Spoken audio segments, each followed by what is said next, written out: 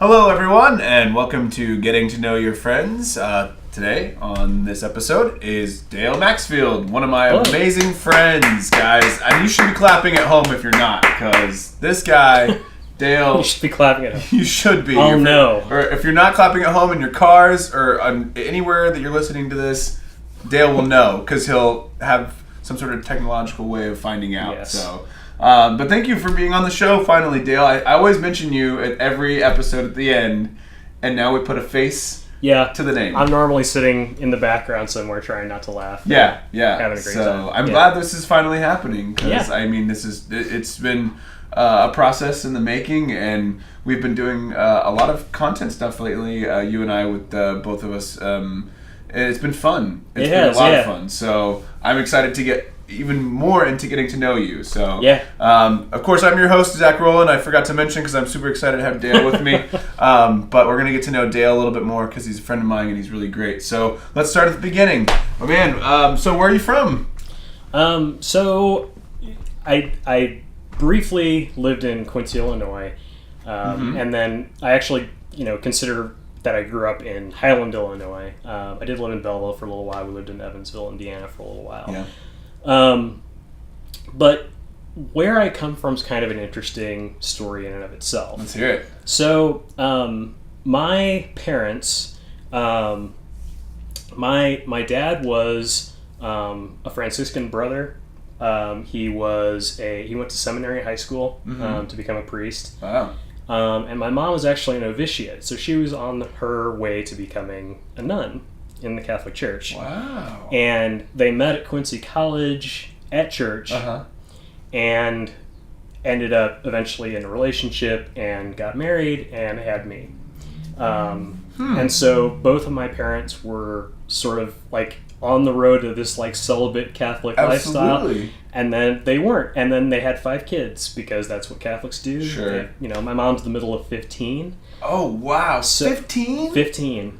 Oh my gosh, Yeah. I think the biggest family I know was 10 maybe. 15, that's huge. Yeah, it's insane. My grandmother was pregnant every year, part of the year, for 20 years. Oh my goodness. Yeah. I don't even know how a woman can go through such... I don't even know. She liked it. I mean, obviously Cool. she liked it. Yeah. So, she liked being pregnant, she liked the attention and Sure. all that kind of stuff. But yeah, so it's kind of this strange story of how my parents ended up together, and then my dad ended up doing, because you really, as a married person in the Catholic Church, you can't really do much. So you can become like a deacon, which is really just sort of a facilitator. You don't have a whole lot of responsibilities, or you can't say mass or any of that kind of stuff. And so a lot of the things that he'd been training his whole life to do weren't really helpful to him anymore, weren't really things he could do anymore. So he became what's called a director of religious education for Catholic schools. And first we were in Belleville, and so I went from kindergarten through the 3rd grade there. Okay. And then the summer before I went into 4th grade, we moved to Highland, Illinois, and I was at that Catholic school until 7th grade. When I talked my parents into letting me switch to the public school because I did not like the Catholic school. Oh, yeah. And we actually all switched over, all of my siblings. Yeah. So I think at that point we were all in school, or almost all of us were in. Probably 4 out of the 5 What of us was it were. that you didn't like? You remember? Yeah. Yeah, how much time do you got? Oh, boy. So, There were a lot of things to it. There were a lot of aspects to it. Part of it was a very small town. Highland, I believe the population was like 7,000 or so. And so when you're talking about a private Catholic school in that small of a town, like my 7th grade year, I was one of 3 boys in my class. That's crazy. I couldn't even... conceptualize that. Yeah. I never had really good friends at school, but I did have a lot of people that harassed me and gave me a hard time, and I put up with that for a long time. I put up with that a little bit in Belleville, not quite so bad, but it was really bad in Highland, and I got sick of it, and I got fed up with it, and I sat my entire 7th grade class down like the week of graduation, and I said, this has to stop. I'm going to come back next year. We're going to graduate as a class. You're not going to give me any shit anymore. Yeah. Like, with the teacher, with the principal and all that. And then this story kind of got back to my parents, and they were like, do you want to go to the public school? Like, yeah, we've been talking about that for a long time. And it actually, the reason that it took that long, and, you know, in retrospect, all of this stuff makes sense, but when my dad switched us out of the Catholic school, they fired him. Oh my gosh. Because he wasn't sending his kids to that school anymore. Politics. Yeah. That's nuts. Which, you know, I mean, part of it is, what's really strange about that is that, like, one of the perks of him working there was that, you know, we didn't have to pay tuition. Mm-hmm. And that was really important because he was making no money. Right. There were 5 of us, you know, it was a household of 7. And that also played a big part in how I got along with all the other kids because they were rich, Catholic, spoiled kids. Oh, yeah. And I was, you know, in hand-me-downs and, you know, Walmart shoes and just harassed for everything under the sun. Yeah. About all that stuff. You know, I didn't have any of the video games. I didn't have anything cool or fun. I just showed up and, you know, tried to make it through my day. Oh, yeah. So, yeah, that was sort of grade school, and then I stayed in Highland for high school, which I managed to get through. Even the public school wasn't very big. Yeah. The high school served a much wider area than the junior high and high school, or the grade schools did. But I think my graduating class was, I want to say that the entire school population was 800 people. Oh, okay. There was like 800 high school students. For 4 levels? For 4. Okay, yeah, 4 grades. 4 grades of high school. Wow. And so my graduating class was 200 kids, 100 boys, 100 girls. And even there, it was sort of, like, I had some people that I liked and some friends and that kind of thing, but it really just wasn't working for me. And I have very much and to this day continue to have very much I will go and figure it out type of learning style. Oh, yeah. I'm going to jump off the deep end and just immerse myself in this and find out how to do it, make all the mistakes, and I'm going to become an expert in this the hardest possible way, the fastest possible way. Yep. And school doesn't really work that way. So, I can say that again. So, yeah. So, the only reason I think that I graduated high school, the only reason that I made it that far was we had super low, the requirements, the number of credits you had to have to graduate from this high school were pathetically low. It was like 17 credits or 18 credits, something insanely low like that. And it was feasible that you could get that many credits in 3 years without breaking a sweat. And the trick was, the way that they forced kids to take 4 years was that there's sort of an asterisk next to that requirement that was, you have to have 4 credits of English. And the only way to get 4 credits of English is to go to school for 4 years. Mm-hmm. Except that I took a honors class for English in my senior year that was a self-paced thing where it was read so many books and then choose to either do a report or an oral like defense of the book, like explanation of the book, comprehension sort of thing. There were like take a test on it, all these different things, and it was, you know, choose whatever books you wanted. And so I figured out the strategy of, you know, which are the shortest books, which are the ones that I can bullshit my way through talking about, not really reading everything about it. You know, which ones are going to be easy assignments and hard assignments. And so I essentially finished that class with an A grade, like halfway through the senior school year. And I hung on for another month or so, and then I started going in and saying, going into like the principal and saying, if I don't show up for the rest of the year, will I pass? Yeah. And like, will I graduate? If I've already done everything. Yeah. Like my English teacher will give me an A. Right. And I'll have my 4th credit. I won't get credit for the second half of all these other classes that I'm taking. Right. That are just... Which you don't need. Which I don't need. I just got stuff on my schedule. Yeah. And at that point it was like band and choir and like just whatever, stuff I felt like I could do without wanting to shoot myself. Right. And the principal was opposed to it, and I ended up taking it up to the superintendent of the school. Damn. And he said, the quote was that the rules about keeping kids in school for this long are not meant to keep kids like Dale Maxfield from going out and doing what he's going to go do. Because basically what they said was, if you can come to us with a letter from where it is you're going instead of this, like if you can go to a job and say, write me a letter and say, you need me during the day, and they have something for me to do. So I ended up coming back with a letter from a recording studio that said, Dale is taking an intern program here, and we have business clients during the day, and if he's available, that would be very helpful to his continued, employment here and internship here and all that kind of stuff. So cool. I got out of high school. Yeah, that's a hell of an adventure. It was great. Yeah. It was so. That was one of the most like fulfilling moments of my life. It was like, awesome. Finally, I'm done with this. You like broke the chains. I mean, yes. That really.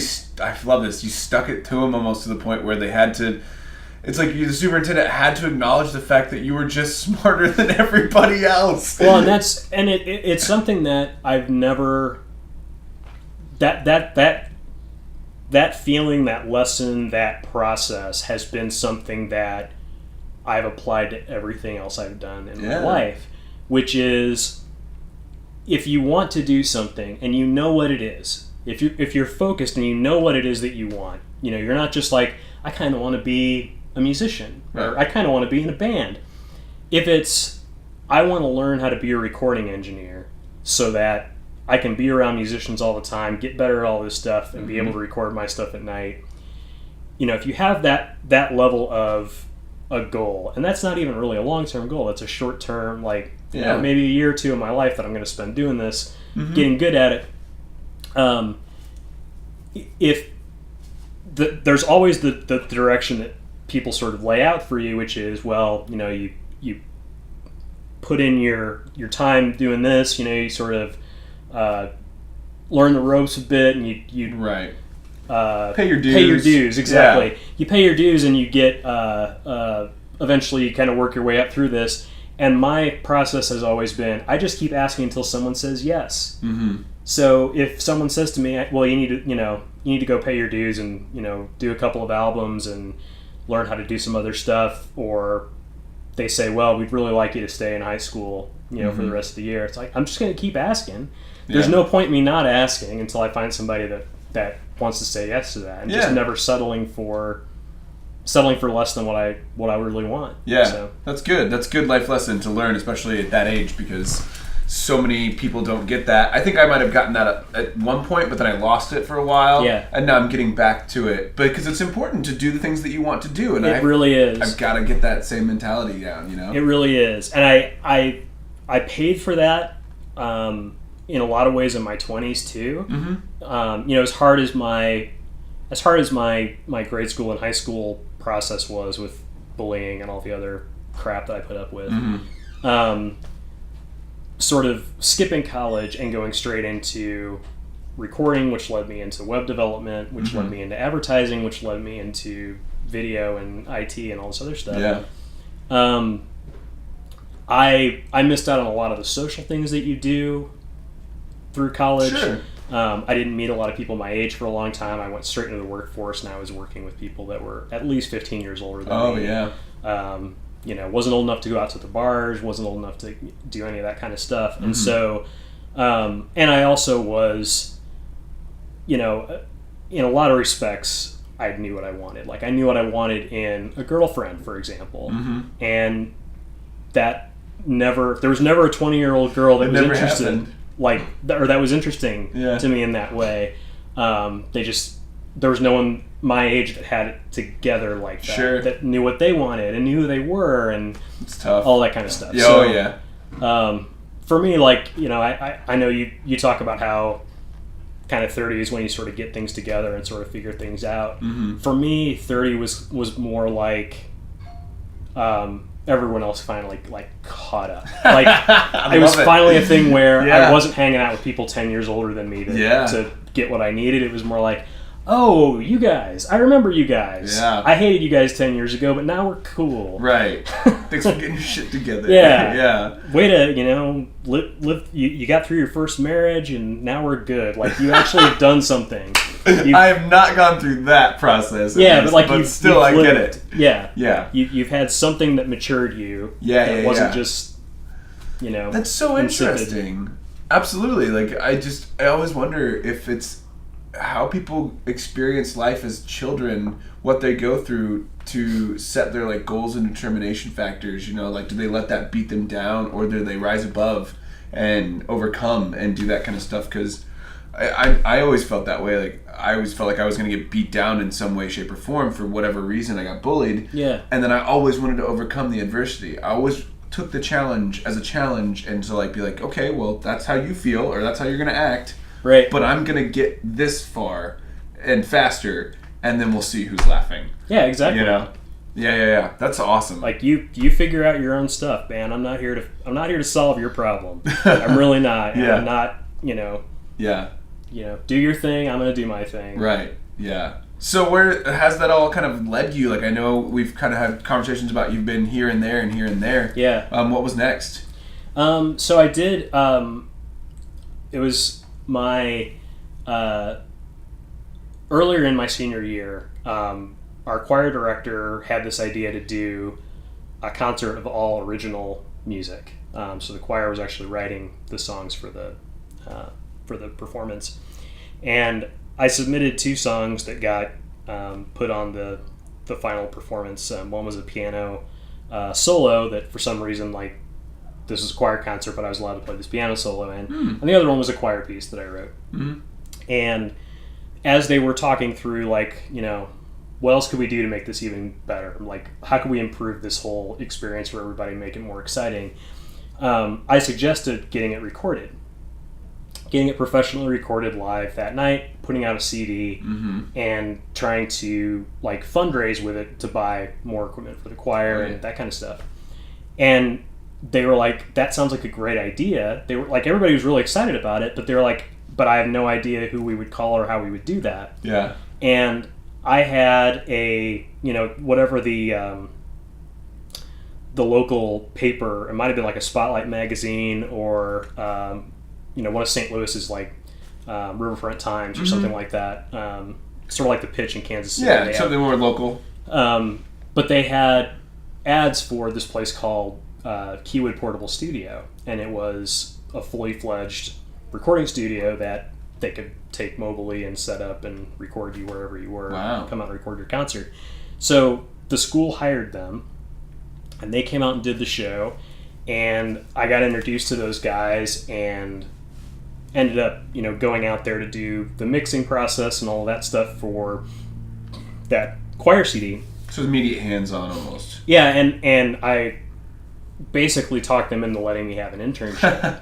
And part of it was they were very grateful that, you know, they'd gotten the school's business because I'd put that all together. Like, I'd had the idea, I'd tracked them down, all of that stuff.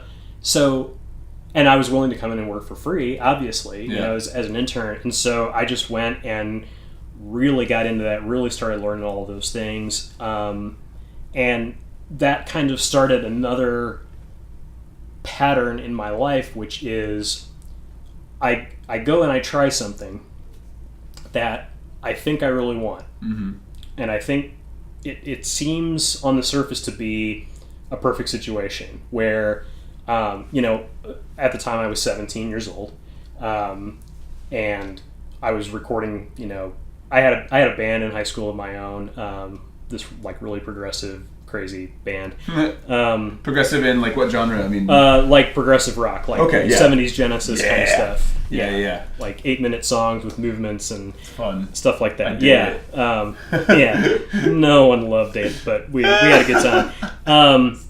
But I was doing all that stuff in my basement, so it was something where I felt like if I can get out of high school and I can get to where I'm, the second chair engineer at this recording studio, then I'll have a somewhat steady income, but I'll also be attached to all these people in the music industry in St. Louis, and I'll be able to put out my own CD. Yeah. Because at that time, this was 1995, nobody could make their own CD. Yeah. Just nobody. Like, no one had burners, no one had any of that kind of stuff. It was all a completely untapped thing that, there was just, you had to send it off to a special plant to get it done, and those CD making plants, I remember that. All of that stuff you had to figure out and learn how to do. And so I thought that if I could turn that into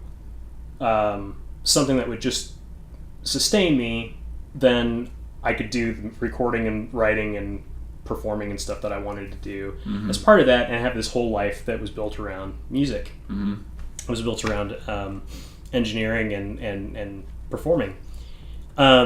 And where that kind of started this pattern was I got into that, and I found out that there was a lot of it that I liked, and there was a lot of it that I didn't like. And one of the things that I didn't like was that the last thing that you want to do at the end of a day of recording is record some more. Or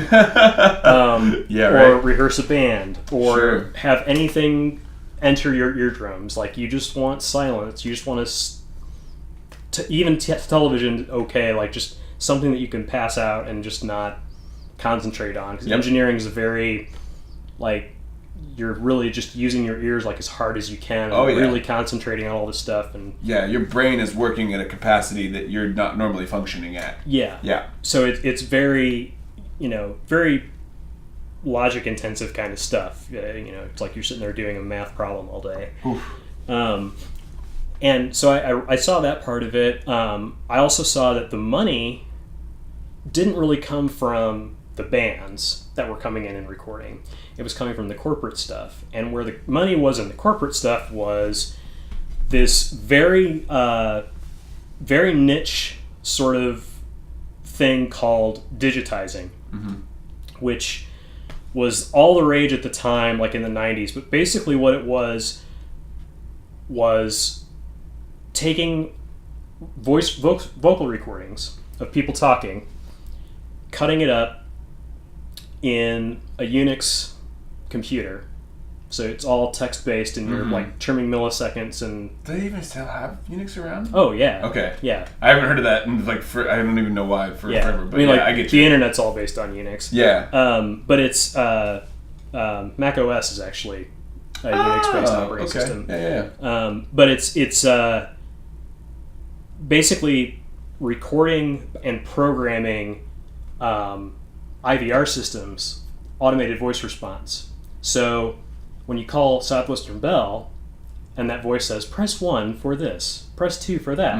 Well, I learned how to record those, edit those, program those, and then send a floppy to Southwestern Bell that they could put onto their system. And then the buttons were there and the menus all worked and everything was supposed to do what it was supposed to do. The only other people in the country that were doing that at the time were 2 employees of AT&T. And so Southwestern Bell was paying AT&T tons and tons of money to do this process for them, and they would take as long as they felt like taking. Like if they didn't want to do it for 2 months, they just didn't do it. So they said, well, if you can get your time down faster than them, you can do this. And this was but we have no idea how this process works. We have no idea what it's about. And I said, well, can you get me one of the programming systems, one of these conversant decks? And they're like, oh yeah, sure, we've got a couple. We just never figured out how to use them. So I got one, and I spent 2 weeks just beating on it and trying different stuff and coming up with, slowly figuring out the process for it. Yeah. And we turned that from not knowing anything about all of that to 2 weeks later having $100,000 a year contract with Southwestern Bell. Oh, wow. To do that work. And that work was super, super easy. The woman who, and I don't know how familiar you are with Southwestern Bell in particular, but they were based in St. Louis. Their headquarters in St. Louis. Oh, yeah, okay. And that voice, there's a lot of people in this area that know that Southwestern Bell, that woman's voice. Her name's Pam. She lives in Columbus, Ohio. Oh. She would record everything and send it to me on a DAT tape, and then I would cut the DAT tape down into the conversant process. Wow. Put it on a floppy disk, and I got it down to where we would fax them a script on a Monday. We'd get the DAT tape on a Wednesday, and I'd have it programmed and ready to go at the end of the day on Wednesday. Yeah.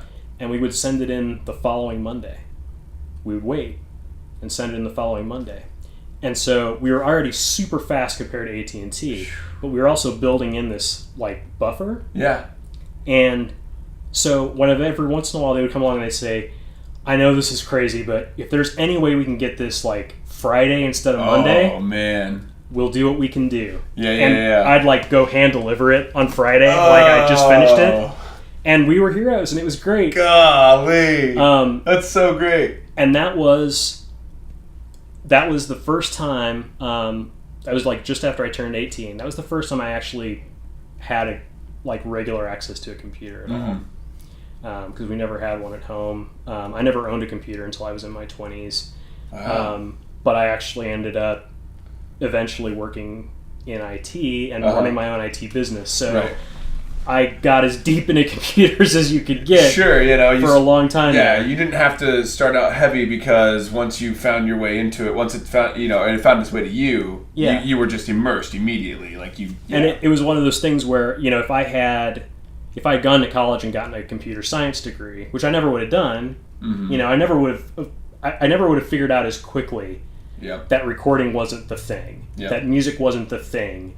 As far as making money goes. Right. Like I still did music. My last album came out in 2004. I still produced music for my brother. I still do a lot of work around music for other people with videos and things like that. Oh yeah. I just haven't been as creative myself with it, but it's something that if I had gone to college and even if I had been had figured out that I wanted a computer science degree or something like that, I would have missed the boat on the conversant. I never would have learned the conversant thing. I never would have made that company, $100,000 a year doing that stuff. I probably would have missed the boat on web design, which was also just exploding at that time. 95, 96 was really when the internet was taking off. Yep. Windows 95 made all of that stuff super easy suddenly. And, I can only imagine. AOL was blowing up. Yeah. We all had AOL on Macs at work, and that was the first time we had the internet. Yeah. Get the old dial-up modem. Yeah, totally. I mean, I used the internet. This is insane to think about. I used the internet before there were graphics on the internet. Oh, what that was like. There was the first time, I think the first session that I ever had, I had a friend showing me, or the boss at the company was showing me his AOL account, and that's what we used. We borrowed his AOL account at work and just messed around on there and did stuff. And I made the first website for that company there. But we went to Amazon. Amazon was around in 1995, really? And it was all text. Interesting. And it was the whole concept of the hyperlink. That was what made the internet special, and it was these text things that you could click on and get more information, or go into these other things. And, and then the next version of Netscape came out and it had graphics. Yeah, it was like, whoa, this has blown us away. And yeah, because I think that's what I had first when I remember getting internet was we got the AOL stuff, but Netscape was what we had, and I'd never had that without images. It was always Netscape was the jam for many years, and it's so that whole period, just how I was sort of right on the edge of that wave that whole time. Yeah. And I ended up with the recording studio that I was working at, they ended up going out. They eventually went out of business, but they fired me and another guy because basically what happened. There was they were trying to figure out how to make more money with the bands and with all that kind of stuff. And so what they did was they ran this promotion to try and book a month completely solid back-to-back with recording stuff. So the chief engineer was doing that work, and I was doing the business work, the conversant stuff that was really making the money. And they didn't quite book the entire month, so they did kind of a development deal with this artist who is sort of a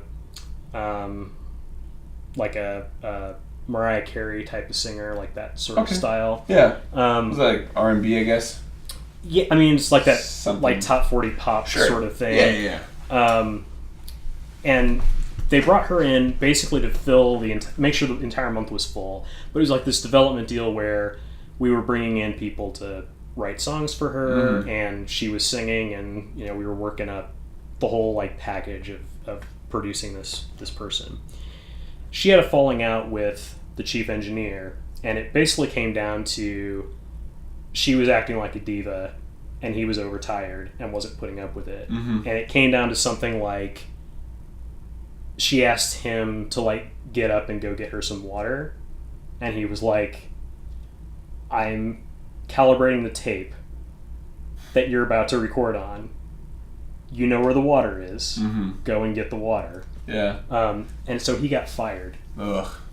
And then after that, the business manager and I were sort of like, this place is doomed. It's screwed.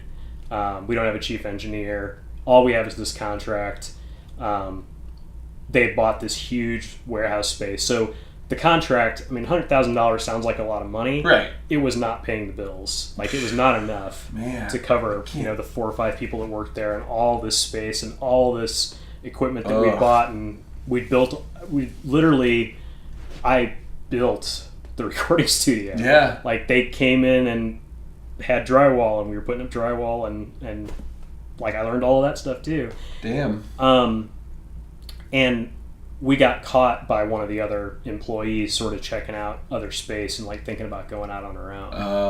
And he busted us, and we tried to talk ourselves back out of it. Like, we were just, these were considerations, we're not leaving you, sort of thing. And then he eventually like sort of saw it for himself and was like, yeah, I can't trust you guys anymore, you gotta go. Jeez. So I ended up, I was, so one of the other things that happened right around that same time, actually right after I got done with high school, I'd been working at a grocery store in town, and I really liked that job, loved that job. Oh, yeah. Everything was at your own pace. Everybody was so laid back and cool. Like, most of the day was stocking shelves, which is just mindless fun, easy stuff. Saturdays, it was like getting carts and restocking things, but mostly we would just hang out with the owner in the back and play guitar. Like, that's fun. Make pizzas in a little toaster oven and just have a good time. It was an absolute blast to work there. Yeah. And I wasn't making move out of the house money, but I was making good like gas money to get back and forth to recording sessions and all of that. And my parents, who have they have a gap in their memory about this. This actually did happen. My parents came to me like a week after I got out of high school, like a week after I was free, and they said, and they know who I am. They know me, like they know me better than anybody else. They said, by the end of the summer, you need to either be enrolled in college or paying rent. And that was completely out of the blue. Yeah. And it was completely counterintuitive, counterproductive to what I wanted to do. Yep. Obviously, college was not something I was going to go do. Yeah, you were not on that path. I wasn't going to get scholarships. I wasn't going to be able to afford it on my own. They weren't going to be able to help me afford it. And not only that, but there's no way. Like, I barely made it through high school. I'm not going to go do this that again. That system, yeah. And so the rent thing became, I think they thought, well, we can get them to help out a little bit with financials and stuff like that. Yeah. But for me, it became, well, if I'm going to pay rent, I'll get out and rent someplace where I can come home anytime I want to, and I'm not like under my parents' roof and under their rules and all that kind of stuff. And so I bolted, and like 6 weeks or less, like probably 2 or 3 weeks after they said that to me, I was like, showed up with a U-Haul, and I was like, well, see you later. Like, I'm not even going to be here through the summer. I'm gone. I found a place that would let me sign a lease as a 17-year-old. I don't know how that happened. It worked. I did it, and 3 or 4 months into that lease is when I got let go. So I couldn't afford to pay my rent. I ended up sort of crashing at one of my aunt and uncle's houses in St. Charles, Missouri, for 9 months to a year or so, while I sort of worked my way through paying off the rest of the lease. Yeah.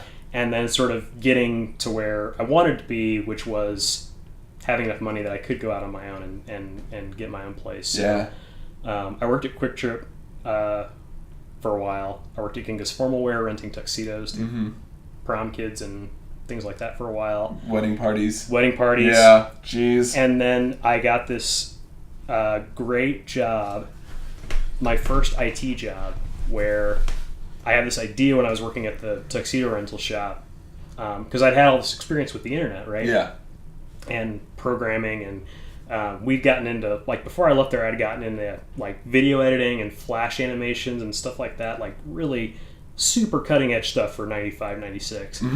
And the tuxedo rental place had this system where they had like a quadruplicate, pass through form that they would fill out the form, and then one copy would go to the place where all the tuxedos were, so they know what to put together. One place like stayed behind as the order, and one was a receipt. One was a receipt. One traveled around, and so I had this whole idea of like, hey, I could put this together in Shockwave and centralize it all into a server. Everybody could see the records and look them up. You could fill out the form on the computer screen. The shop would get things instantly, there wouldn't be this process of, because they had people driving around picking up pouches and delivering things and all of that stuff. I was like, I could figure this out. And my idea, because of the way that I think and the way I do things, was not to ask permission to do it, but to just develop the thing and bring it in and say, hey, why don't we do this? And I went to this company that my aunt was working at, this trade show management company, and said, if you guys have any computer that I can borrow for like a month, I don't care how slow it is, I don't care how old it is, like any computer that I can borrow and take home for like a month that I can install Shockwave in and build this thing. And they were like, we've got one. How much do you know about networks? I said, I know all kinds of stuff about networks. I knew nothing about networks.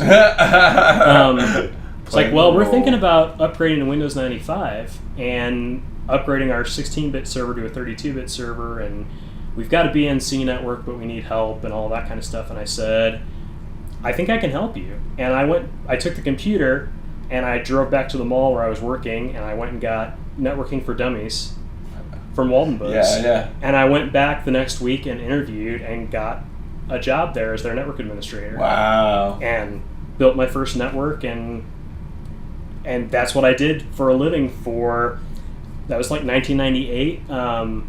I've done that ever since. And that's how I've made money ever since. And, for like 4 or 5 years in a row, every year I was making $10,000 or $20,000 more than I was the year before. Wow. Like, it just keeps expanding. Just kept growing. No more grocery store, pizzas anymore. Like you were getting into the like really technological advances of the modern age. Yeah. Definitely. Yeah. And I ended up I had actually the buddy of mine that I was going to leave the recording studio with had, in the meantime, he moved to Kansas City. And his marriage broke up in the process of all of that, and he was sort of looking for something to do, and I was sort of looking for something to do, and I was, like I said, like, there weren't any other like 19-year-olds hanging out in corporate America with me. Yeah. So he said, well, why don't you figure out how to move to Kansas City and, you know, get a job here doing something that'll make you money, and we'll do a recording thing on the side, you know, just something for fun. Yeah. I was all about it, and I ended up getting a job at Sprint. Oh, Sprint. Yep. Yeah. Everybody works at Sprint. At some point, everybody works at Sprint. Everybody must work at Sprint. Or Cerner now, I guess, but yeah. But in the 90s, it was all Sprint. It was definitely Sprint. Yeah.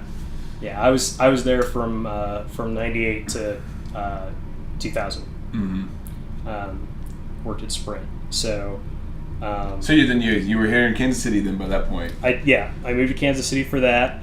The whole recording aspect of that, like getting together with that guy, that never really panned out and went anywhere. And he and I had kind of a falling out, and right about that time, my brother moved in with me. He had left high school early. Seems like a trend here in the family. Yeah. And he was getting ready to do his first album, and this other guy that I was you know, staying with and that I'd moved to Kansas City for, it just wasn't working with him. And he basically told me, like, you know, I don't know what I'm going to do with the rest of my life, but it's not going to be anything with you. So, okay. So, yeah. That's when I started looking for a better place to live and a better job and all that kind of stuff. And I ended up working at VML, which is an advertising company here in town. Cool.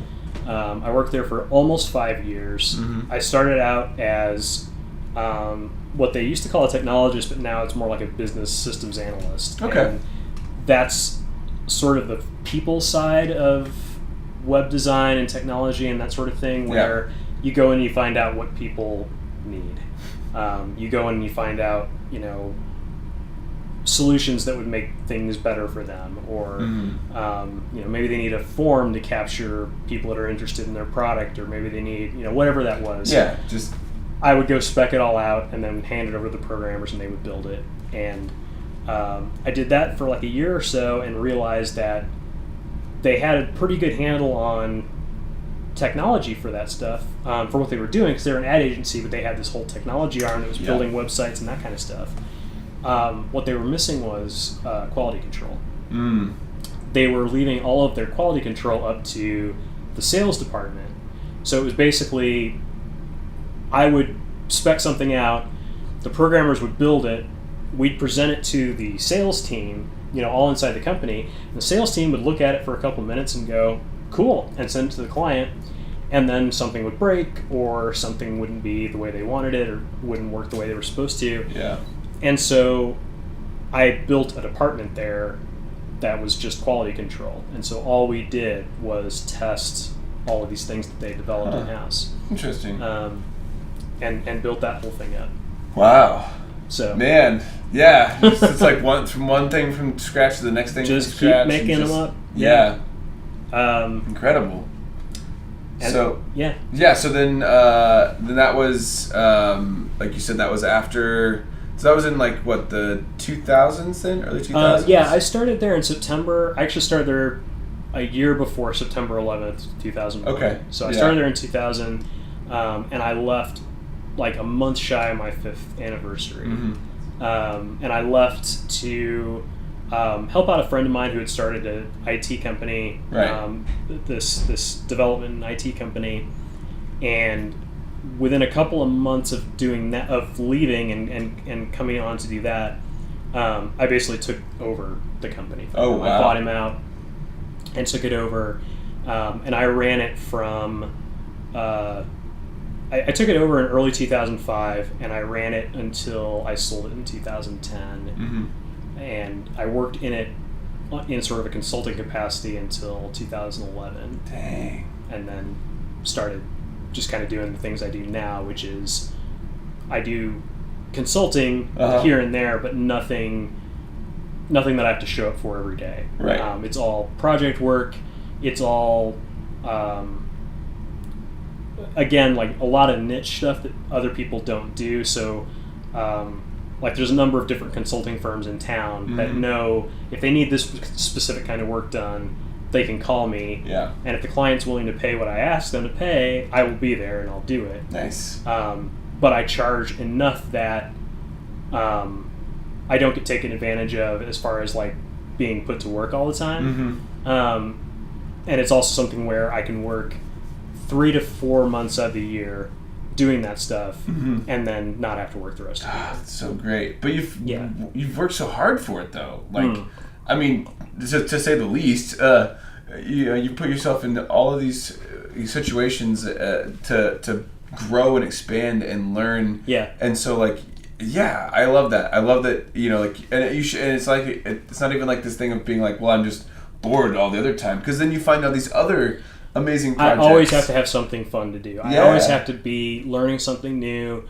mastering something I've never tried before. Yeah. And I always like to be a step ahead of, you know, I loved writing the first wave of the internet. That was such an exciting thing to do. Crazy. The stuff I'm doing now with video and the stuff I'm doing, you know, with content creation and helping people collaborate in new and exciting ways. I mean, that kind of stuff I really get into. I still get into music production. And one of the things too, I mean, I also, I mean, I want to be sincere about all this and honest about all this. If I were still single, I would not work 3 months out of the year and not the rest. I would still feel compelled to work all the time. Yeah. But I'm fortunate that I'm in a relationship. I'm married. Yeah, absolutely. But I'm in a relationship where my wife met me literally like 2 or 3 months after I started running my own company. And she was finishing her residency to become a doctor. So we were both working insane hours and spending every like free time that intersected with one another together. Yeah. Even if that meant she was asleep on my couch and I was watching a movie. Yep. Because that's what a lot of our early, you know, our first couple months together was like. Yeah. But she understands what drives me, what satisfies me. She knows when I'm having a good time. She knows when I'm having a bad time. She knows that when I go to work for 9 months in a row at some place that I don't really like, that it's not great for me. And so the stability of her job and the fact that she loves her job and she gets paid very well as well makes it to where, you know, I don't have to feel guilty or worried about, you know, there not being some kind of a safety net. Yeah. You know, where if I do go a year without a job, I'd feel like a bad, unsuccessful guy. Yeah. But I would have a place to live still, and and someone to still love you. Right. And a family. Exactly. Absolutely. I wouldn't be like, you know, getting thrown out of the house or anything like that. So. Yeah. Wow, that's incredible. Important. Yeah, that's really great. So, it seems like such like you said, a fun and interesting story of where you come from. I mean, because it's just it's a ride, you know. Yeah, every step is just so. There's so many weird things, so many bizarre things. You know, I think, you know, part of it too comes from growing up Catholic, and they're very judgmental and very you know, sort of stoic and strict and but also very like sarcastically funny. Yeah. And so a lot of my sense of humor, a lot of my sense of wanting to be the center of attention comes from that. Oh, sure. But also a lot of my need to improve everything around me comes from that. It's like I judge everything I look at, and I have to find a way to make it better. I understand that. We've got to improve this. Yeah, you know? No, I totally get that. I have that same sensibility, and I didn't even come up Catholic, so that's interesting because I feel like, I mean, just the parallels of the things that you went through, and then I've had similar situations, and even so much as that I worked at Quick Trip as well. You know, Yeah. it's just those things where you're just like, oh wow, I understand exactly what you're talking about. Did you love working at Quick Trip? You know, I did at first, and then there was something that changed, but I think it was because my priorities changed. But when I was first there, I did. I don't know. It was something about always being busy.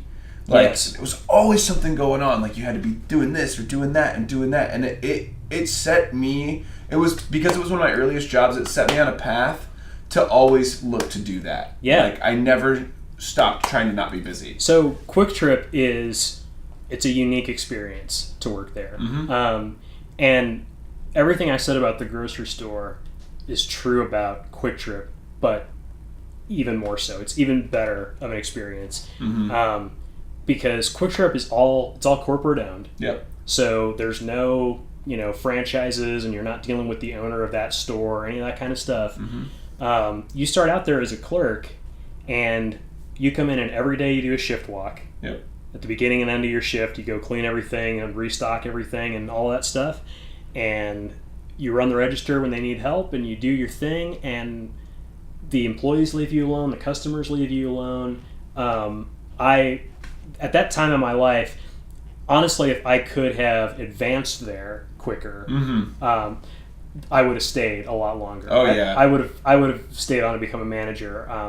I just needed the money so badly that I ended up taking the more lucrative job at the tuxedo place, right? Which that job just sucked. I couldn't imagine. But I got to be an assistant manager, so yeah. I got to make the big money. But yeah, Quick Trip was just so great. They only hire people that they know can work with their system. It's almost like military. That's really the way it felt like. Like everything's just organized. You don't have to think about it. You don't have to come up with something to do. In my time in that life, I needed that though. I was 17. That's when I 16, 17 when I started, and I needed that. Yeah. I had responsibilities then. I had a car, I had insurance, I had a credit card. Definitely. And it was like, you gotta get your shit together, man. I tell people to this day that, where they're between careers or they're just like, man, I just need something. I just need some job. I was like, go work at Quick Trip. Yes. It is such a great experience. And if if you can get on their managerial track, you're golden. Their managers make great money. Yes, they do. And they put you on a path. I mean, you work there, you start there and you can become a manager in 5 or 10 years if you really put your if you really work toward it. Really make it put your nose to the grindstone and you can get that done. Yep. And it's not hard. It doesn't require a lot of skills. You just have to show up and do it, and tell people thanks for coming and come back, and we'll see you again. See you next time. See you next time. Yep, all that stuff. Holy cow. Oh my gosh, we've been going for a while now, so we got to flip the script on this. Okay. And you got to ask me questions because, man, we just get so into that, and you're just like, well, we're going the rhythm and go for it. Yeah. So, yeah. I told you we could never do a 45-minute episode with me. No, not possible. There's too much to talk about. Yeah. And flipping it around, asking you questions. So, what was your early childhood and family life like growing up? Like what, where did you grow up and what was, do you have brothers and sisters? Did you have parents? All that kind of thing? Yeah. I was born to a single mother in Kansas City, Kansas. My biological father was not around, and so my mother raised me for the first 10 years of my life, and I was a single child to a single mother. And that was an interesting experience. I gained a lot of dependency there. My mother was everything to me. Yeah. I didn't know any other things. My grandmother, she was also there for me a lot too, but I didn't know any other real sense of family other than the nurturing care of a woman, which is kind of interesting because I kind of feel like I've had a way to be more, find more empathy and be more I don't know, emotional sometimes when I need to Sure. be, because I always had this amazing support and emotion in my life. And I'm not saying that men can't be that way, but No, I totally Yeah. understand what you're saying. yeah, like oftentimes when you're growing up and you have a father there, and there's either one's a disciplinarian and one's the the helper or whatever it is. But my mother had to do everything, and then my grandmother also had to do everything, because even my grandfather, he wasn't really around a lot. He had to work and stuff like that. And so I grew up in KCK, poor, very poor. Oh my gosh, like we lived in like a 1-bedroom house with leaks and insects and like I can remember my earliest memories of coming home and the front porch being covered in spiders and being terrified because I'm a child and I don't know what's going on. Yeah. But my mom fought really hard and worked really hard to get us away from there. She worked at this department store called Ventures for a long time. Yeah, I remember Venture. Yeah. I think did Target eventually buy them out, or Kmart? I think it's Kmart. I think it was Kmart. Yeah, because they turned the Venture that my mom worked at into a Kmart. Yeah, so. We had those in St. Louis too. Mm-hmm. So it was so she did that for a while, and then she also would work at like a hair salon. And she'd work 2 or 3 jobs to just support the bills coming in and a child and a reckless one at that. I was a terror. I think when I was younger, I was disobedient, and because I didn't have that real steady disciplinarian to like keep me on track, or like a father to really hold me down. It was like whoever my mom was dating, or like my uncle I had, sometimes. But I mostly had women around me first 10 years of my life. It's interesting because that's a very common thing that a lot of people grow up that way. Mm-hmm. A lot of people in I mean, we're almost the same generation. Yeah. I'm just enough older than you that, you'd be considered like a millennial or a Gen Y or that sort of thing. And I'm like late Gen X. I'm like on the younger side of the Gen X side of things. Yeah. But yeah, I mean, a lot of my friends, especially once I got to high school, were, children of either divorce or of single parents, single moms. Yeah. That was like, I think hit big then. I think for boys growing up, that there's a real impact on all of that. The whole like sort of the way that you either have a single mom who kind of teaches you to be a feminist almost in a way, or if you have one that just sort of gives you kind of a boys will be boys sort of pat on the head and sends you out. It's sort of this thing of how close to like having pornography hanging up in your room as a kid you're allowed to be. Like you can tell a lot about how strong of a presence or how strong of a force that is in your life. Yeah, that's actually pretty funny that you like how much pornography can you have hang up, because that's pretty funny. By the time my mother got remarried and I finally did have a stepfather and a disciplinarian, I felt like the rules got a little bit looser. It was weird. Because I did have like half naked women hanging up on my wall, and it was no big deal. Like I was 16 and into Playboy, and it was like, well, my dad had Playboys, like my stepdad had Playboys, so it was like, okay, whatever. Like, and my mom was just comfortable with it. It wasn't a thing. So, I always felt like there was a very openness, but it wasn't like it was open to the extent to where I could do anything, because I got in trouble all the time. Sure. But at the same time, my mom always supported me. Even if I had to be disciplined, she still eventually was like, did you learn your lesson here? I'm trying to get you to understand what's going on. Well, as a single parent, I mean, you have to have a relationship with your kids that is, even if I can't yet, I need to trust you more than I probably should. Oh, yeah. Because I can't watch you around the clock. I can't. Oh, yeah. I can't absolutely control everything about your life, so I have to trust that's what's going on. Yeah. And in my, for me growing up, obviously I had both my parents. My parents didn't divorce until I was like in my mid-20s. It was actually shortly before I got engaged and got married. My parents split up. And my dad is now a Catholic priest. He went back. He went back. He went back. He went back and found his Full thing. circle. But my dad, interestingly, my dad was a single kid. Uh-huh. And my mom, like I said, was the middle of 15. And so in my household, my mom was the parent. Uh-huh. And my dad was just he was a presence, and he, like, would tell us not to do things, or we could get in trouble with my dad. Right. But my dad was just sort of living his own life and doing his own thing. And he liked kind of being off by himself and listening to records in his room. Yeah. So a lot of, the majority of the actual parenting of me was my mom. Yeah. She was a stay-at-home mom for the first couple of years of my life, and then ended up going out and doing some other things. And she actually became a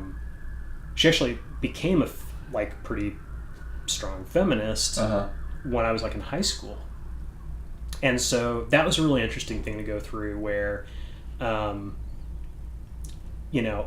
me, the whole, like, and the reason I bring up the whole, like, pornography thing is that is really to me that's sort of this identifier of how you're raising a son, how you're teaching, how to treat women, how to be in relationships and all that sort of stuff. There's way more praise. I mean, like, that's how I feel. Like, I wasn't ever, I was allowed to, like, be okay with, like loving women and being with that. Yeah, I was way more open to things too. Yeah, and with the feminism aspect of it, like, I had, it was one of those things where there were so many things that just sort of opened in my mind at the right time that I became, like, I never really dated heavily or, like, tried to, like, I never was, like, sexually active or any of those sorts of things in high school, or, like, not because I didn't have opportunity. I did, but it was one of these things where I needed to feel like I had an actual relationship with a woman before I would go in that direction. Like I said, that never happened until my late 20s. Right. That really never happened until I met my wife. Yeah. When I really felt like, okay, this is an actual person. She knows who she is. She has, she's defined in who she is, and I'm not taking advantage of her. True. I think you talked before about being in a relationship where, they just say, well, we don't care what we eat. I don't care what happens. And, I had a girlfriend like that my senior year that was just super passive, to the point that I felt like anything I wanted to do physically was taking advantage. It was like, she was into it, she was happy with everything, and she liked being in a relationship with me, but she just didn't have a backbone. She had a personality, but she didn't share it with me. Yeah, and you didn't thing. feel, I think that's like, maybe you didn't feel challenged at all either, Exactly. Yeah. That's important to me. Yeah, it's super important to me too. Yeah. You have to be a passionate person about whatever it is that you're doing, and you have to be independent. That's super important to me as well. So yeah, like that. Yeah, but that was all the things that I hate to say that that's like, the complex or whatever, but like that's all the things my mother was. She was compassionate, she was independent, she was in my eyes, this woman who could do anything. Yeah. And that's what I always felt like I needed someone else in my life to have, that person that could always do anything, but also could challenge me and also love my flaws, because nobody's perfect, and you're going to have things that happen, and you're going to make mistakes, but that person's going to be there to support you. So it was a lot that I learned early on, and I'm honestly grateful for it. Because thinking about how I know my biological father, that would have been a nightmare. Yeah. I think I would have turned into a thief, probably end up in jail, probably got in with the wrong crowd. My mom supported me in art. She wanted me to be successful. She promoted me to be intelligent. She tried to set me up for all the things that I wanted to do. Yeah. She never tried to thwart me from anything other than hockey. That was the only one thing she never let me do was hockey. It's incredible. Just to afraid have that. for your safety. It was too much money. Oh, okay. we just couldn't afford it. I was already playing football and soccer, and I was like, I'm gonna throw in hockey, and she was like, no hockey.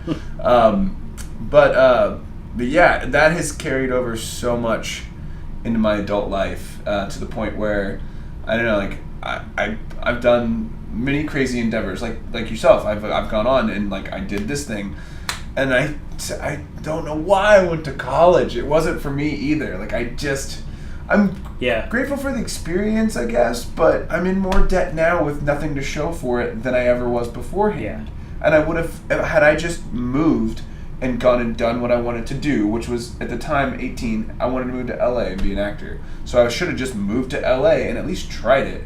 Who knows? Instead, I got caught up with, I'm not regretful of my relationships, but I got caught up in a relationship. And at the time, I was very passionate about that relationship. Yeah, and, I mean, everything you do, especially at that age, is you're experimenting and you're finding your way. And I don't mean to at all make it sound like I figured out at 18 that I wasn't gonna go and get myself into debt. Like, that was the conclusion I came to. No, you're good. And I knew that at like 16 or 17. Like, I'm not doing this. I'm not going into debt. I'm going to go find somewhere that pays me instead of some place that takes my money. Yep. That's how the whole internship and all that kind of stuff happened. Yeah. But that wasn't a byproduct of me outsmarting college. It was a product of me realizing I'm not going to do that. What are the benefits? Like, this is my reality, so let's at least figure out what the advantages of that are. Right. It's sort of like what our friend Juliet does with, she looks at her situation as, I'm living in Kansas City, which shouldn't be very, it shouldn't be an advantage to improv, but how do I make it an advantage to improv? And so you take into effect cost of living, and you take into account that eventually you're going to find somebody that will agree to coach you over Skype in your improv and that kind of stuff, and you make your supposed disadvantage into an advantage. Absolutely. A huge advantage. If that ended up for her, I don't know where I would be right now. And I'll tell you, I mean, I've been to LA. Yeah. I know what it's like there. Oh, yeah. You didn't want to go there. Yeah, at the time it was didn't want to go and be an this actor illusion there. of it, and like, it's the illusion everyone has of what LA is. And what makes LA great is people that transplant there and make cool things happen there. Yeah. It's not what's already there. It's not the establishment of what's there. And so if you can figure that out and figure out how to get there a couple times a year and take part in that stuff, you'll be much happier for it, because living there the rest of the time is just so miserable. Yeah. The more I hear about LA, the people think no, you don't want to do it. Don't go there. It's the weirdest thing. Like, it's the nicest like climate to live in. It's beautiful all the time. There's tons of people there to network with and talk to and all that kind of stuff, but nobody does anything for fun.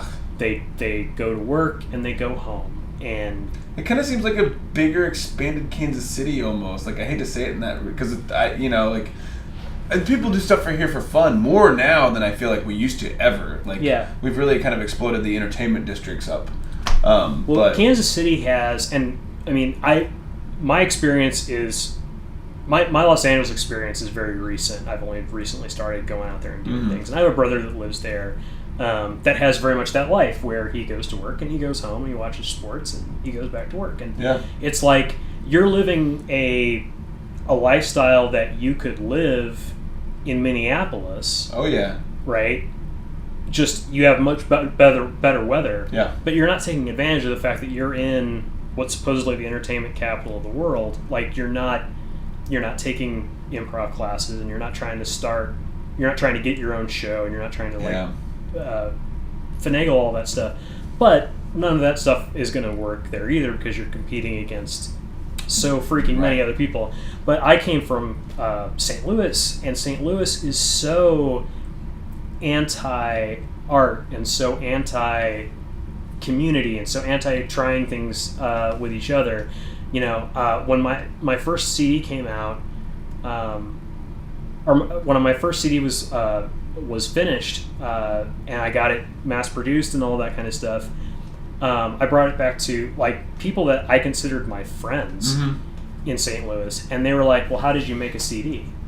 And I was like, "Well, I did this, and I paid this guy, and I paid this guy, and they made him, and it cost me like $5,000 to get 1,000 of them, and here they are." Yeah. And they were like, "Oh, well, I guess anybody could do that." Well, yeah, and nobody's not. They didn't want my CD, and they didn't want to ridiculous. go to my shows, and they didn't. And I come here, and there is an amazing, amazing music community in Kansas City. Yeah. Where you've got these people that there's people that enjoy making music, there's people that enjoy going to shows, and there's people that overlap between the two, to where, and it's also such a small and tight-knit community, not that it's too small, it's not like it's 15 people, but it's small enough that eventually you'll get the opportunity to work with anybody you want to. Yep. Anybody in the community. Like, I started an Oingo Boingo cover band. I've always wanted to do that. And I finally found like 7, because it takes like 8 people to do that. Yeah. I finally found 7 other dudes that thought that was a great idea and wanted in and did that with me. So I love Kansas City, and I love how supportive it is. I love how inexpensive it is to be here, and that gives you the opportunity to try all these different things and experiment with, all the stuff I experiment with making albums and videos and doing improv and that kind of stuff. Yeah, it's way more efficient, affordable and efficiency when you think about the production, like the cost of it all, because it seems like these mass scale productions and all this millions of dollars that go into stuff, and it's like, do you really need all that, or can you just find your niche and do the things that you love to do and make it work? And I love Kansas City because it's my hometown, because I've grown up here, and it's given me great life experience, and I think that's one of the things that will always be, placed in my heart and give me the sensibility that I need when I need it the most, because the world is a weird place when you're outside of like your bubble, your comfort zone, your city. And so I don't know, I'll always have that compassion, I think, that's with me. Absolutely. That will be a Kansas City, I grew up here, Midwest kind of thing. Yeah, so. And those are, like I said, the coolest people in LA are from the Midwest. The coolest people in New York are either from the Midwest or they immigrated to New York. Right. There's very few second generation people in those big cities that are on the edge, that are cutting a new path or blazing a trail. They're just, because you get used to what you grew up around, and then you don't try to expand it or push it out from there. The other question I was going to ask you was, I don't know how we're doing on time, but we're going, so let's keep going. I wanted to find out where kind of the roots do you think are of, I talk about wanting to be the center of attention. That was a big part of being a musician for me. It's a big part of the stuff I do with comedy. To the degree I do things with comedy. Where do you think that comes from for you? Do you think that has like a basis in wanting to make your dad, like entertain your dad? Do you think that comes from, is that just something you've always had? Have you always kind of wanted to be? Yeah, I look back at it now, and part of it comes from that, but I don't think it was so much as like trying to entertain my father, but I always tried to get his attention as a child, because I thought that if I did something entertaining enough, he would stick around. That's exactly what I mean, because I feel like people that are extroverted, like most actors are, and funnily enough, improvisers are kind of split down the middle. Like there's like a whole bunch of them that are introverts that like they just somehow found their way into this. But there is that sort of like people that talk about, I watched Saturday Night Live and I was like, I could do that. I want to do that. Yeah, I had none of that. Yeah. I didn't start watching Saturday Night Live till I was in high school, and then I barely even watched it. I've watched so little Saturday Night Live, I don't even care. Yeah. It's really funny. I even asked my mom the other day about what my early comedic influences were, and she's like, we didn't have TV, you just did stuff, Yeah. And eventually there came more and more and more, but yeah, I never had that desire to like do what they did. I always wanted people to just like be cool with me being around. So did you like dress up in your room and play with the mirror and stuff like that? Oh yeah. I would put all kinds of dress up. I would put on makeup. My mom's got pictures of me with like, I have like a bedpan on my head. I was using it as a sailor cap. Yeah. So props and costumes, and I would, do my own shows when I was a kid, and my imagination was wild. Yeah. And I never let it, I never let it get restricted. And I would tell people that I was like, I told these kids at my daycare that I was the Goblin King, because I had just watched Labyrinth, and I was infatuated by puppets and the fantasy and everything, and I knew none of the other kids had seen it, so I could convince them that I was the Goblin King, and that was my kingdom, and all this stuff. Yep. And that's how I became the weird kid. Oh, So many communities. Cause, yeah. I would do soliloquies from the court jester. Yep. And like all these insane things that I'd memorized from movies. And me too.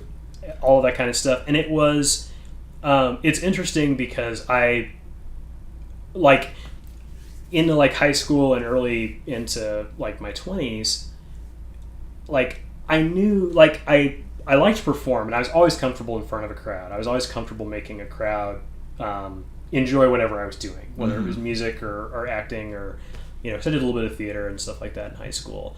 And I liked acting. It wasn't ever something that I like wanted to do as a career per se. Sort of the way that improv isn't something that I want to do as a career, but it's something I enjoy and it's something I'm comfortable with. And it's an interesting thing to learn how to do. But the whole, I sort of fought against the idea that like I would take a personality test and it would tell me I was an extrovert. It's like, but I spent all my time in my room writing music and pretending to be Robert Smith, and like that doesn't make any sense to me. But what finally came together for me about that was that not all extroverts are jump on the table, look at me extroverts. A lot of people are extroverted in that they want everyone else's validation of what they're doing. Yeah. They want everybody around them to say, you're cool, you're good, you're all right. Yeah. What you're doing's good. Yeah. And that was so true for me.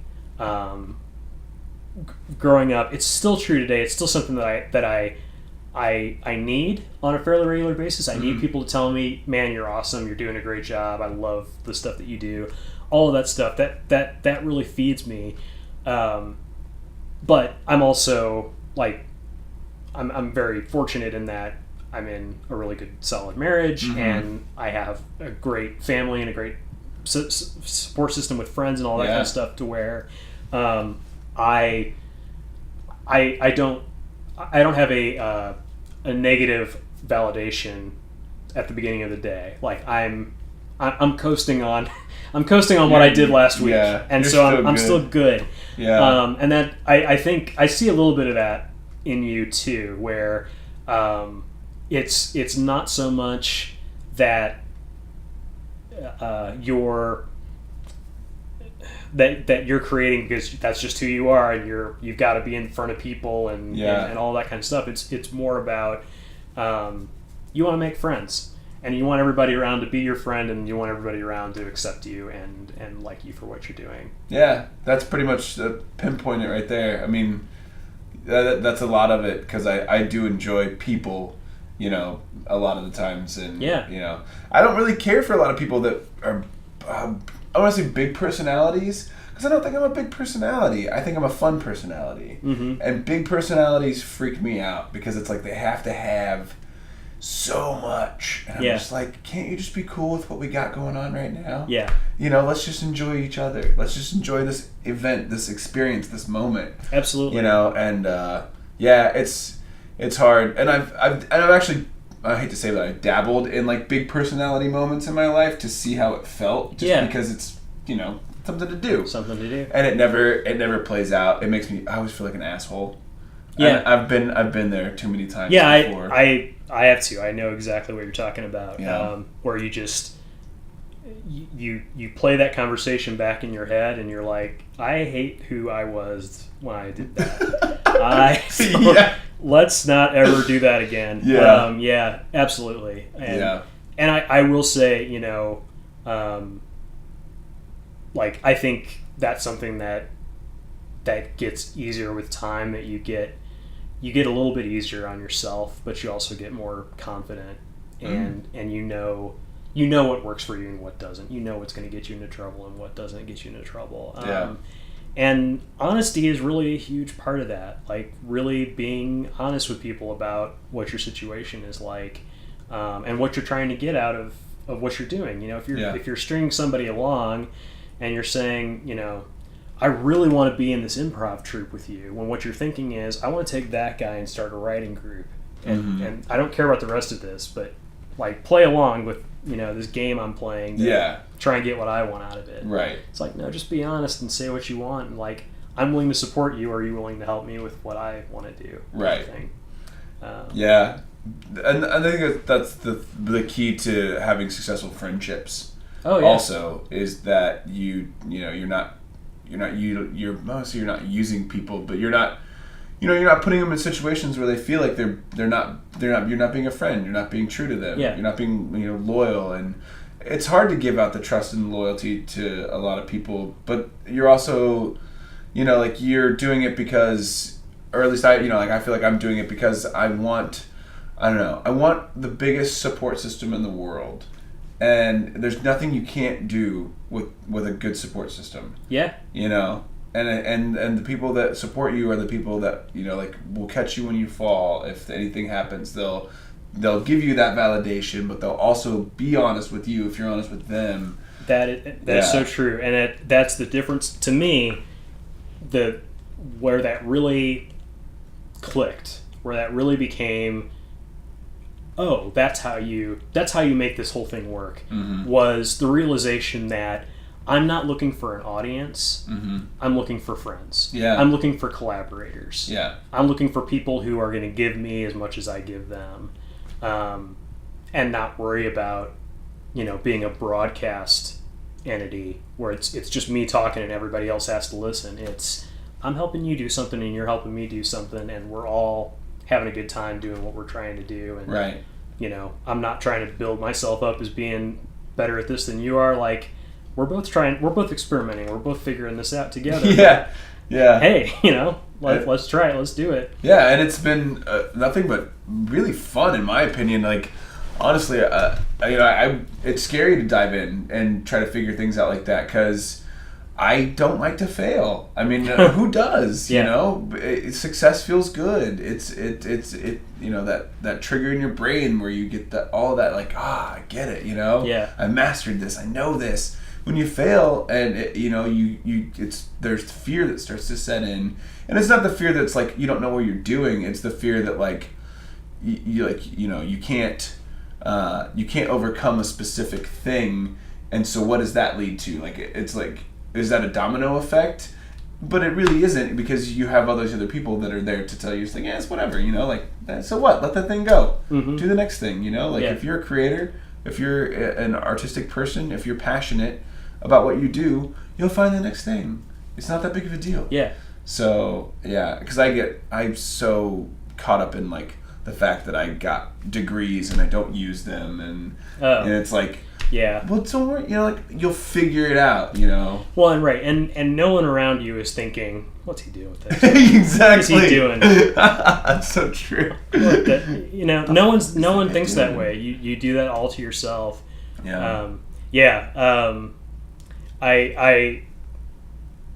We met right about a year ago, and it's this interesting this interesting thing of people that end up becoming really close friends of mine, I tend to butt heads with when I first meet them. I tend to not get along with them at all. Yeah. And it has to do with similar personalities or similar ambitions and goals. And it's like, here's two people in the room that want the same thing, and they don't know enough about the other to know, when they're accidentally being condescending to the other person and that kind of stuff. And it's like, well, don't tell me I don't know what I'm doing until you know me enough to know that I don't know what I'm doing. And that's really hard. And with taking improv classes, I took level 1 with Tim Marks at KCIC, and Tim is a great guy. I really like Tim. Now it seems ridiculous for me to say this, but the first class that I had with him, I didn't like him at all. I hated that guy. Like, he was telling me everything I was doing was wrong, basically. Right. Like, you're making lots of jokes and you're making everybody laugh, and stop it. It's like, why are we here if we're not making jokes? Right. Like, that's what I'm here to do. Right. To be funny. But like learning, he's actually teaching me something, and then the two of us getting to know each other personally, that becomes more comfortable, and now we become friends and all of that. And then I went on to level 2 with you. Yeah. And that ended up being a 2-3 class, which was kind of weird in and of itself. Right. But I had this, coming into it, I had this thing of, I've seen short form and I've seen long form. And like I mentioned earlier, I had this band in high school that was a prog rock band, right? Well, musicians and people that really understand music can appreciate prog rock in a way that casual listeners don't. Right. There's casual listeners that like bands like Rush, but they only like a couple of songs. They don't want to listen to, a whole concert or the whole album or anything like that. And with improv, that's kind of how long form and short form are, where if you know your stuff, you can appreciate long form, and then you can learn how to do long form. And it's very satisfying to do it, and it's very satisfying to see it done well once you understand it. But for me, coming into everything, it was short form is what the audience likes, and that's what I want to do, because I want to entertain the audience and be good at that, and do those things and do those short form games. And I think I want to say in our first class together, I tried to explain that position. I remember, yeah. I tried to explain that, like, I respect long form. I get it, and don't get me wrong. I think it's great the way you guys do all of that, but I think short form is actually superior from an entertainment perspective, because that's what the audience expects. There's lots more chances for them to interact. They get to feel like they're more part of things, and all the reasons that the short form is fun.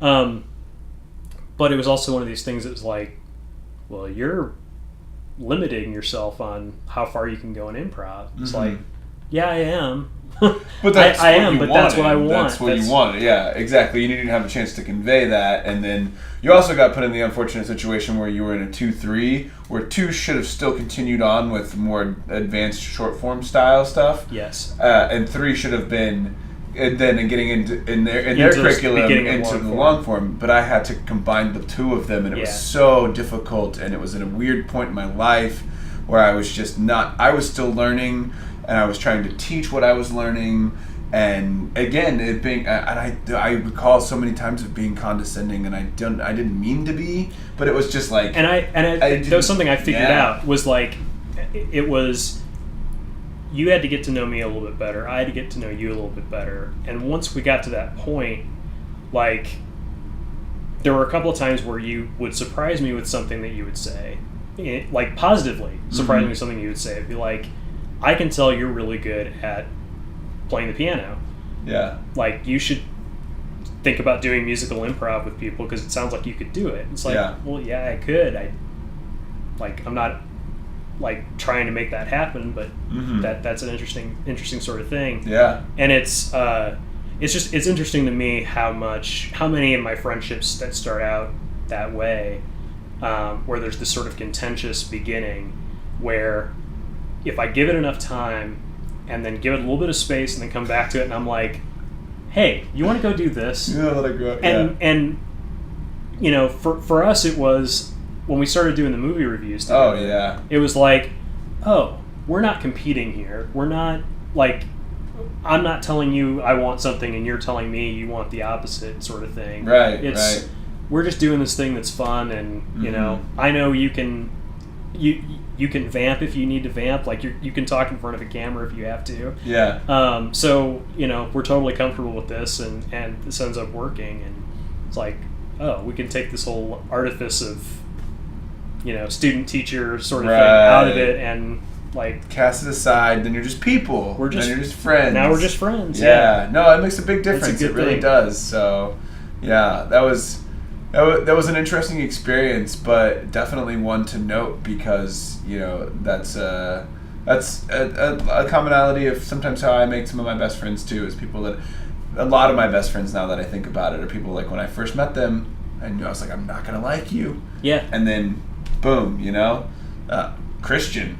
And Christian and I have even talked about this, and I was like, we hated each other when we first met each other because it was like, we were like, well, blah, blah, blah, blah, blah, you know, we want both of the same things, but then when you boil it down, it's like, no, we're just like-minded individuals that need to get to know each other better. Absolutely. So, you know, that's really true. And we have done a double episode, Dale. I knew we would. You see this? This is... You guys, this is ridiculous and probably the only time this will ever happen, but it needed to happen because it's amazing. This is what getting to know your friends is all about. Absolutely. Yeah, so I hate to say we have to wrap it up, but we have to wrap it up. We do. So, again, thank you to Dale. You know, without him, this wouldn't be possible, honestly. Thank you for doing this. So, you know, it's been an amazing adventure, and, you know, more to come. And, you know, we won't stop being friends. No, not at all. No, not at all. You know, digital age is not going to stop us by any means. Nope. So it's going to make it even easier. Yeah. But again, thank you. Check out the website, z-prov.com, and, you know, keep listening to the podcast and watching the videos and supporting art, guys. That's it. Support your friends, support art, learn about people. That's what this is all about. So, thanks. Thank you. Thank you. Bye. Bye.